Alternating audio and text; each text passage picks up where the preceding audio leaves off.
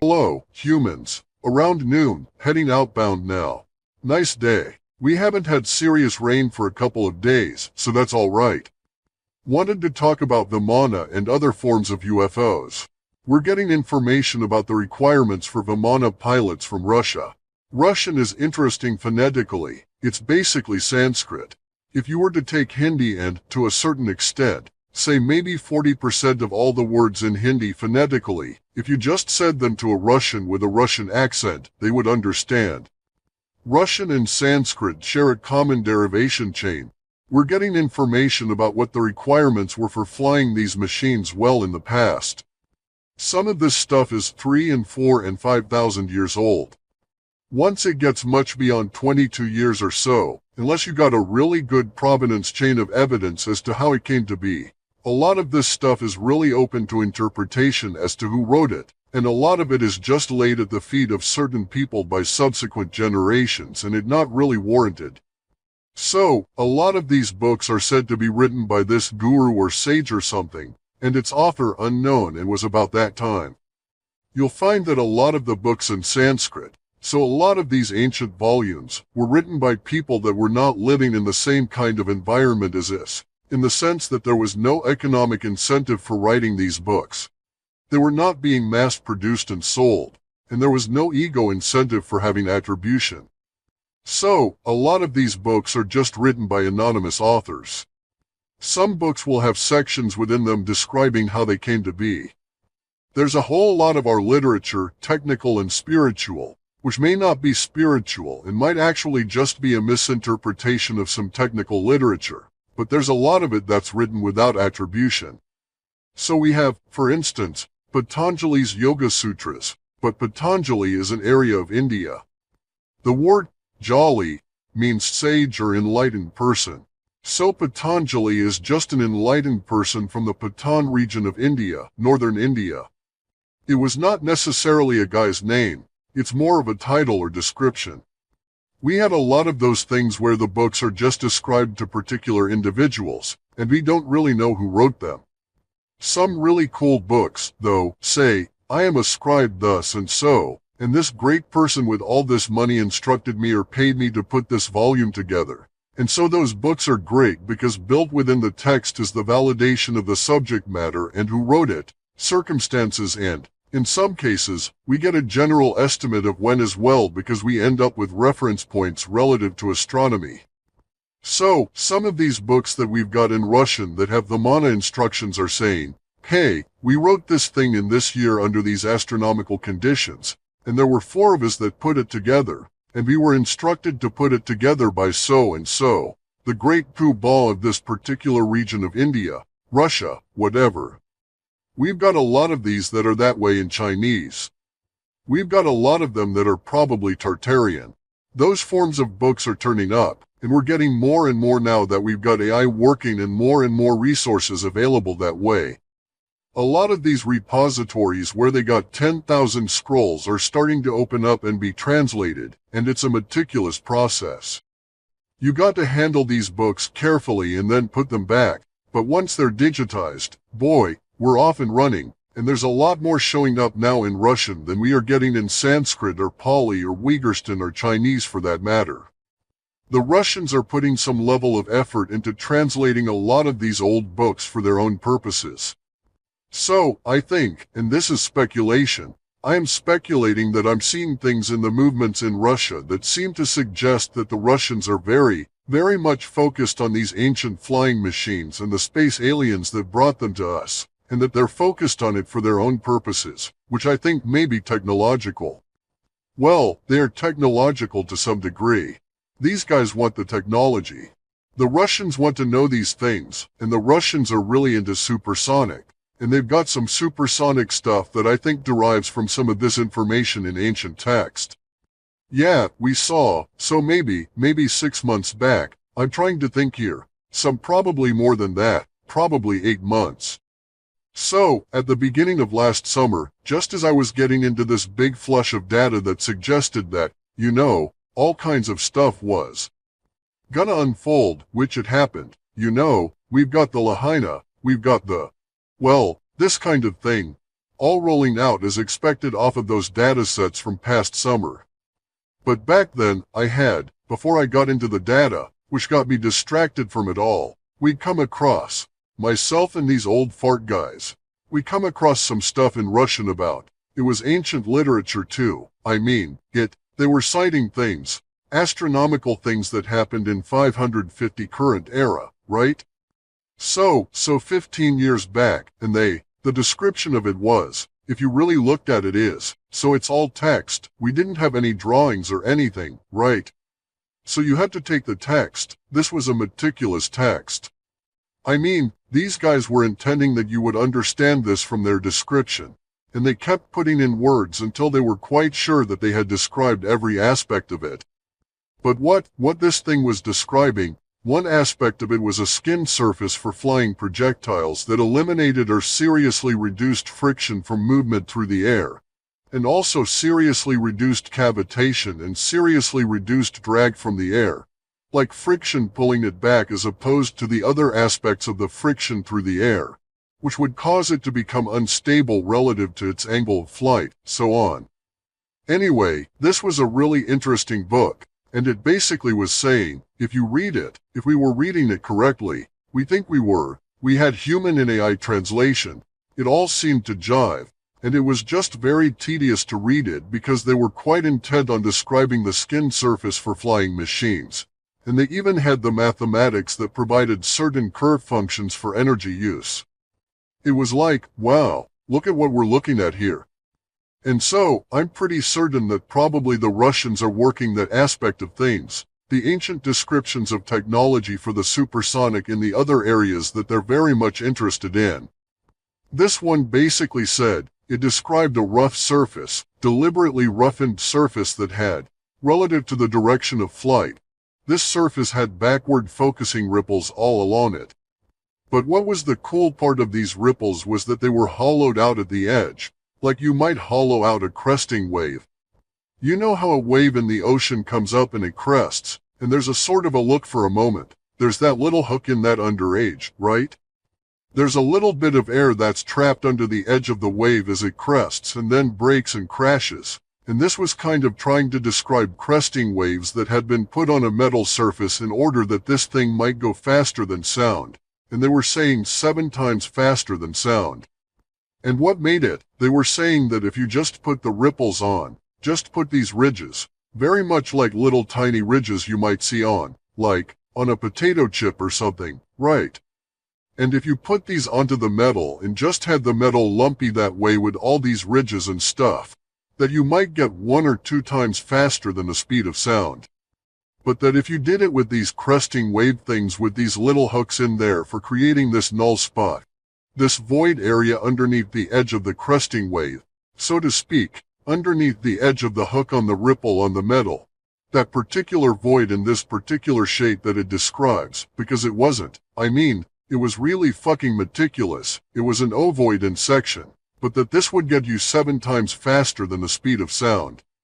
So, and, this is like fucking ancient, this was taken from some other language, we don't know if it was Chinese or Sanskrit, and then it was put into Russian, and it was put into Russian that, according to my Russian expert, was probably close to 1,000 to 2,000 years back. Way ancient Russian, and in both grammar, syntax, form, and context, so way ancient, right? Anyway, so we came across that, one of our guys is looking at it, he's gonna do some experimentation, and if successful, he's gonna, run it up for a new patent and see if he can't put it out there, right? As a method for making these things happen. Anyway, though, so then we got distracted with all the data, and I left that aspect of things, and was just getting back into it with this new article one did on the 32 secrets for being a Vimana pilot. And actually it's a combat pilot for these little airplanes that go with the Vimana. Haha. So it gets real complicated, right? The Vimana are these big, basically big pyramid-shaped things that could even be made out of stone that would fly.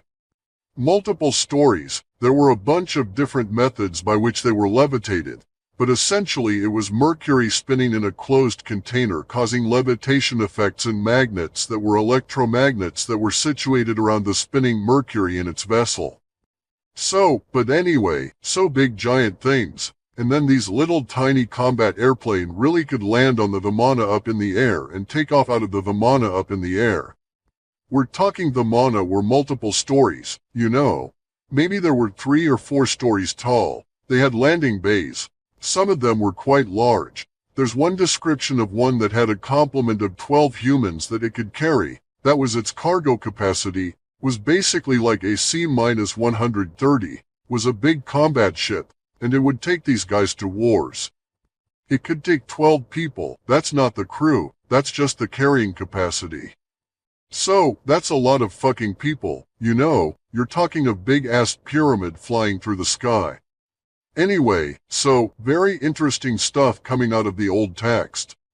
I certainly will not live long enough to see all of the texts that are hidden in Nepal and Tibet, northern India, you know, western China, southern Russia, and stuff translated, because just in known repositories, there is an estimated 55,000 volumes to be translated. And if we were just to look at existent literature, they're saying that basically, so I know some guys that are in the translation from Sanskrit to other languages business, right? So they translate things into English and other languages. Now they're starting to work with AI, so they're much more productive, but again, you can't trust that AI. I'll tell you about that in a second. But anyway, but these guys are saying that basically only about 4% of all the books that are existent in Sanskrit have ever been translated in our modern social order. They're saying that, you know, likely that less than that same 4% have ever even been read, that there's hundreds of thousands of these books, historical, etc., that are lying around waiting to be translated. Many of them had been translated into Sanskrit from some other language. They make note of this in the book itself, but of those that have been translated in the ancient times from some other language into Sanskrit, many of them have been translated and rewritten in the form of hymns, you know, hymns to these Olopian gods, right? Just like the Jews would all their hymns singing about, oh, you know, Yahweh was a mean motherfucker, war god. Anyway, so I won't live long enough to see all of these things translated out, but as they are, this will be quite exciting because there's all kinds of technology that's written about in there that can be recaptured and reimagined, reinvented, and repurposed, and remanifest. Now, getting into the AI for a second, so I get documents from people, digital and paper and stuff. We're old fart group. We mail shit back and forth. But anyway, so I get this document in digital form that is. We know that it's Turkish and we know it's Armenian, okay? It looks to be really old Turkish, and we think it's old Armenian, but we just don't know. So we're gonna use AI. We're gonna suss it out. We're gonna do some of our metadata analysis on it. And so I get this document. I'm gonna do some of the chores and work here. And so I go and I ask ChatGPT.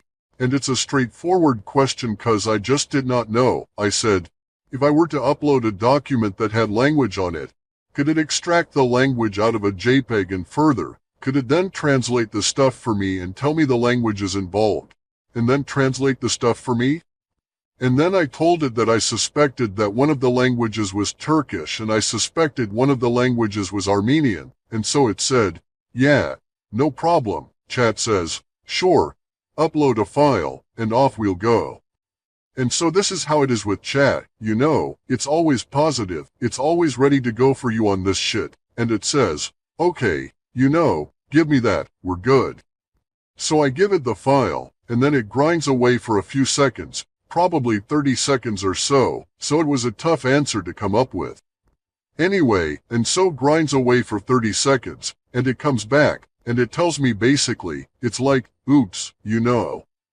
I don't have a facility to do OCR and a facility to do translation off of this document or even recognize the language in this particular arrangement with my software. So basically what it's saying initially was, sure, no problem, I can do all that, which it can, but it doesn't have any of the supporting software tools arranged the way that it needed to. And so it was. It was fundamentally, what I ended up having to do was to go off and do the OCR and extract the information in a textual form and then divide the information up into the two separate languages, cause it's not capable of dealing with both Turkish and Armenian simultaneously, where it would read like the way this document was written. We weren't sure what the fuck we were looking at. I thought that it was a particular document here format, and I get into that in a second, but anyway, it was like two lines of one language, 2 or 3 lines of another language, then back to the first language for a couple of lines, and then back to the second language for a couple of lines for many pages. I had like 9 pages of documents this way, and it was fairly small type, so, quite a few words, etc. And I just wanted to be able to hand it off to the AI and have it do the OCR and then have it do the translation, identify the languages, and then provide me with some metadata stuff, and then do translation, and it wasn't able to do any of that. I ended up having to do the OCR stuff on my own and then having to separate out each of the different languages and then present it to it, and sure enough, it agreed that once I was able to do that, it was just a straightforward translation issue, and it said, yeah, this is way old Turkish and this is way old something, which we later identified as being a precursor to Armenian. Then it started getting a little flaky from there. But any event though, it turned out that this was from an old Bible, okay? So it was an old Bible that was being translated out of Turkish into Armenian.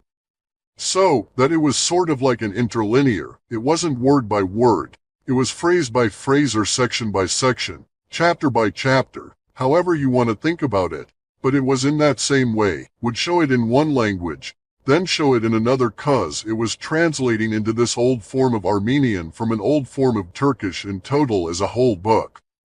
It was interesting. So, it was a scrap of fragment. One of the guys here who's a Bible scholar has identified that it's sort of a bridge piece, okay. And so it contains some small number of references to the Old Testament, but it primarily was a translation of the book of Luke. Mark, Luke, and Matthew are the synoptic gospels. Mark is thought to be the oldest. Luke and Matthew are thought to be contemporaries. They have stuff in there that Mark does not, but they never disagree with Mark. So, that's their base, but these two are thought to operate off of what's known as the Q document, which was this common bridge between Luke and Mark, and then it was just differently translated for each of those. Anyway, but the point of this was that AI is really fucking stupid, right? It has certain capabilities, and it thinks it has those capabilities. You ask it to do it, and then it can't do it and tells you why, at that point. Mainly, it can't do a lot of shit. So, AI is not anything to be afraid of. AI is really cool stuff if you know how to work it. It's really cool stuff. You can become very, very, very productive. I was able to get the Turkish, which is what we were really after, was the oldest of the languages, and we weren't interested so much in the actual material in these pages here. In the first 6 pages or so, there was a section that was not like the others, and it was as we thought, the bona fides for the document itself, and that was the cool part we were after, really, because it pointed to a particular family in Turkey and what had happened to this family and why these books were being produced. Now we're doing something unusual in that we're contacting this family directly because they still exist in Turkey, and we're gonna offer them these documents because it is basically their family Bible. Right now, it's tricky because this family is now Muslim, but they were at that time very early Christians, and so we'll see if they want the books or not. And then we're gonna ask permission to talk about some of the stuff with attribution. If we start getting into any attribution, then we basically expose this family, and we don't want to cause them any problems. We don't know their circumstances or so on, so we're just being responsible humans and saying, basically, we've got these books, we can publish them as we choose, but we're gonna be nice and ask if there's reasons that you guys would think yourselves at risk if we do publish, and it's not that we're gonna publish them, we're gonna just write some articles about what we've discovered here. So anyway, so basically what I'm saying is that AI thinks it has all kinds of capabilities and will brag about it, what it can do, and it can't do any of this shit. No real reason to be afraid of the crap. Unlike Carrie Cassidy and Jean Decode, who are like apparently scared shitless of AI coming in, eating their lunch, or attaching to their spine or some damn thing. But I think, yeah, it's pretty cool. I know a lot of programmers and coders that are using it now, and they're all very much more productive. They're all making a lot more code because you can use AI to do all your boilerplate and then just go back and tune it, extract the design patterns, tighten it all up, and there you go. And you can use AI to suss out kinds of things, but you got to be careful because initially it'll say yes, you do it this and thus this way, but it never really provides you with details. It comes in and gives you some vague description, so like if you were to say, how do you turn the navigation GPS on in such and so car? It'll say, oh sure, no problem, and it finds this information, and then it presents you with something that is like sort of close to what you wanted, but it's not really the exact step-by-step. It is an aggregation of the step-by-step that it found in the indices, not the actual documents themselves. It gets tricky when you start thinking about AI and how it works and what you're gonna end up with and so on. You had to stop and get some fuel here, gotta buy some diesel. But so are work with the mind-machine interface, all the space aliens, all of that kind of stuff, it's proceeding along. And we are actually gaining real understanding now of a lot more of the books that are good sources, etc., etc. Building up a corpus, a library of source material that provides us an interesting view of all this stuff. There are hints in some of these documents that so-and-so ruler in such and such an age that is identified as this particular astronomy, these particular alignments, in the year when this planet is in that nakshatra and this in the sun's over here and that kind of thing. So to identify the years, we do find that there are descriptions of actual manufacturing directions for these Vimana, not just the use of them, not just the capabilities, not just what you have to do to pilot them and what you have to put yourself through, but actually how to build the fuckers. There are a lot, and I'm saying a lot, I don't know, we probably come across 40, maybe more than that, documents that go to describe the care of the humans that are involved in flying your Vimana, what they have to go through, and the ones that operate the mind-machine interface and their health and how long they live. And all of that is fairly detailed in some of these guys, and there's pointers to other documents that are much more detailed. So one of the books that we've got actually says, this is an extract from a medical text about these guys, about what is to be encountered in your Vimana pilot and how to deal with the problems they're gonna have. Apparently, it's not coming through the stone, and some of these things are described as having basically a wall that was 2 or 3 meters thick, so, 9-foot thick stone outer wall in your Vimana. These, they didn't have to be airtight. When you fire up the engines on these things, they create a self-sealing closed environment within these kind of bubbles, right? And so, the oxygen and stuff is trapped by the electromagnetic fields around these guys. So you don't have to worry so much about those kinds of problems relative to your spaceship. It'll be self-sealing just due to being out there with this energy around it. We also see that these guys are described as going from world to world, and there's one really nice set of passages, maybe it's 50, these little sayings, little phrases, that describe using these vessels to fly to other suns and also how to navigate. And then we found another set of passages in which there is a reference to a specific book about navigation of these in. How to navigate based on what they call the dark spectrum. Okay, so it's a whole other thing there. So there's basically 2 color schemes. Mostly, you guys are all familiar because that's all they ever teach you, is the primary color scheme, red, blue, green, yellow, white, black, all of that, right? There's this other color scheme that, in our modern age, is Goethe's color wheel. He was a philosopher and so on, and he had a different understanding of color, and he said, look, you people with your color wheels are really stupid. You're leaving out the true browns, the magentas, the purples, the lavenders, and so on, and here is this whole other color wheel aspect. Well, it turns out that in these navigational texts, they reference using the dark color spectrum to navigate, and if you really read this, took us a long time to understand what they were talking about because necessarily a lot of the language had been translated, and working it back to its original state in order to get real original meaning was a serious bit of work on this one document. I mean, it must have taken us, there were 4 of us doing it, we used AI, but even so, it's just tedious as fuck cause you can't trust the AI to get it accurate at the detail level, so you gotta go over every word on your own. It's just that it does the translation, and then you're able to get in there and look at the individual words and tweak it, so to speak, right? But anyway, so it took us like months on that, maybe a whole year, to go through the one document, but fundamentally, it would appear that you can use, with the Vimana, they had the ability to identify suns by an aggregate number that reflected or that was representational of the frequencies that these suns emitted in the dark color spectrum, which was observable by these devices within the Vimana. So you could, and they describe these as vapors.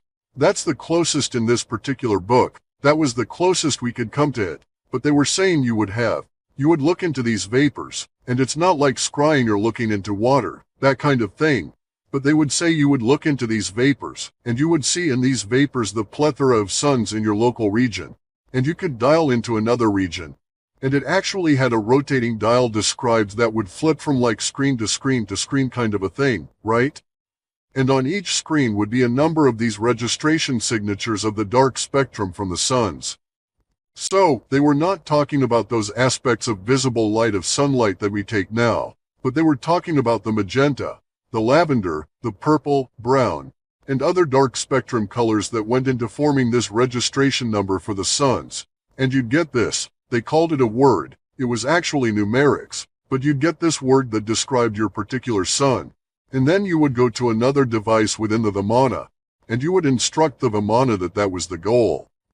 Okay, so they didn't say destination, they would say goal, or the point to become accomplished, and it's also could be the point at which we will access, or, and I think that that's really more of a descriptor of accessing the local space, right?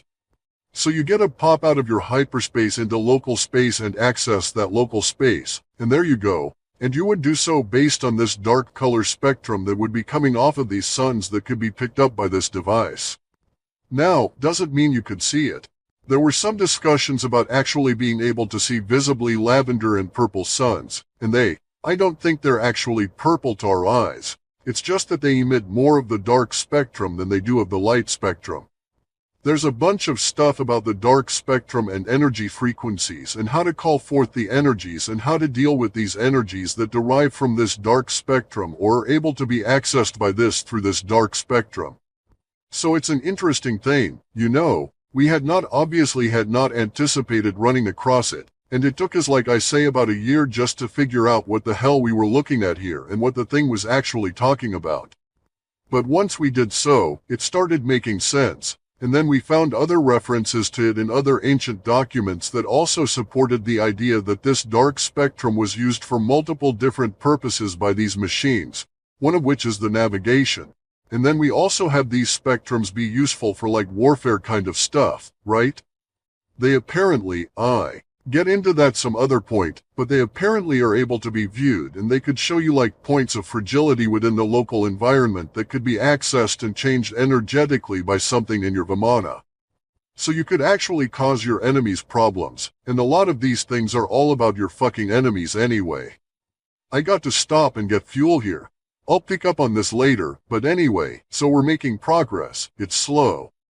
I'm really bummed out by all the stuff that's going on around here with us, and I'm gonna do local stuff, so it'll be a while, but maybe in a year, maybe a year and a half, we'll release a compendium, you know, an organized approach to everything we've learned here.